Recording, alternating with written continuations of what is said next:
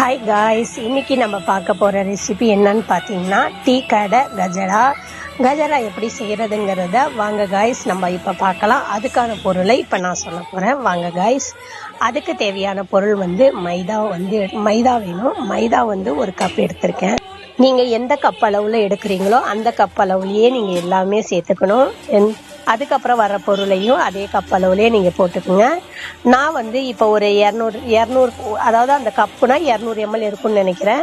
அந்த அளவுக்கு நான் இப்போ மைதா எடுத்துக்கிட்டேன். அதுக்கப்புறமா பார்த்தீங்கன்னா நான் எடுத்துருக்கிற 200 mlக்கு தான் நான் மைதா மாவுக்கு இப்போ 2 ஸ்பூன் தான் அரிசி மாவு ஆட் பண்ணியிருக்கேன்.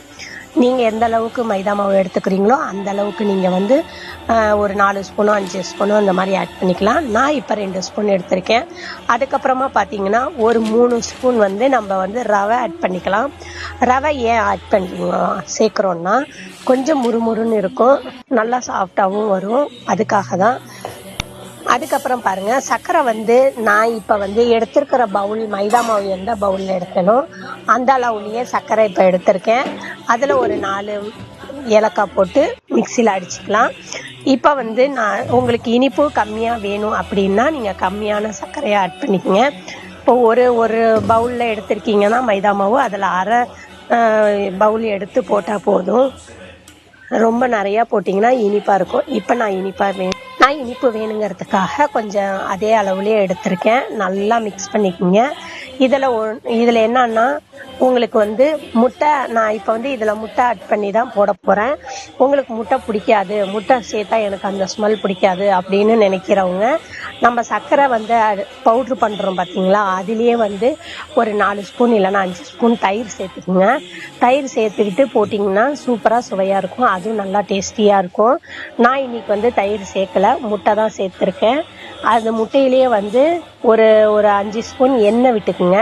ரீஃபண்ட் ஆயில் எண்ணெயும் விட்டுக்குங்க.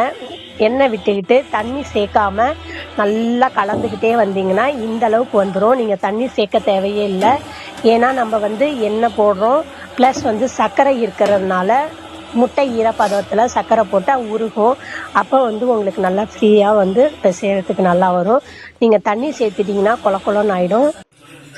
அதுக்கப்புறமா பார்த்தீங்கன்னா கொஞ்சம் நேரம் ஊற விட்டுட்டு அதுக்கப்புறமா நீங்கள் 2 டைம் கிண்டி பார்த்தீங்கன்னா டைட்டாக இருக்கும், கெட்டியமாக ஆகிடும்.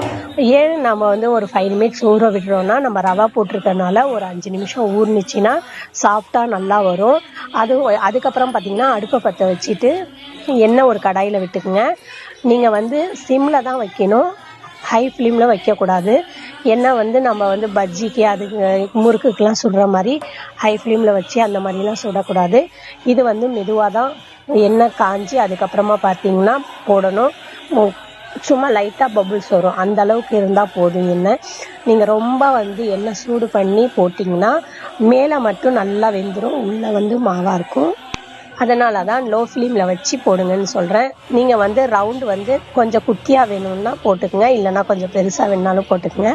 நீங்கள் குட்டியாக போட்டுட்டிங்கன்னா நல்லாயிருக்கும். ஏன்னா அதுக்கப்புறம் எண்ணெயில் பொரித்து எடுக்கிறப்ப கொஞ்சம் பெருசாக வந்துடும். இங்கே பாருங்கள், நான் குட்டி குட்டியாக போட்டேன், இப்போ நல்லா பெருசாக வந்துருச்சு.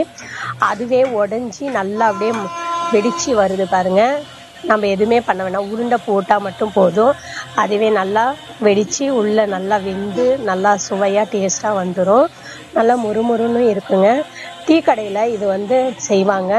நம்ம இப்போ வீட்லேயும் நம்ம செஞ்சு சாப்பிட்டு பார்க்கலாம், நல்லா டேஸ்ட்டாக இருக்கும். அதுக்கப்புறமா பார்த்தீங்கன்னா இதை நீங்கள் சூடாக சாப்பிடாதீங்க, கொஞ்சம் ஆற விட்டு சாப்பிடுங்க, அப்போ தான் டேஸ்ட்டாக இருக்கும். இல்லைன்னா கொஞ்சம் மாவு இருக்கிற மாதிரி தெரியும், கொலன்னு இருக்கிற மாதிரி தெரியும். கொஞ்சம் ஆற விட்டு சாப்பிட்டிங்கன்னா முறுமுறுன்னு இருக்கும், டேஸ்டியாகவும் இருக்கும். இது மைதாவில் தான் செய்யணும்னு இல்லை, நீங்கள் கோதுமை மாவுலேயும் செய்யலாம்.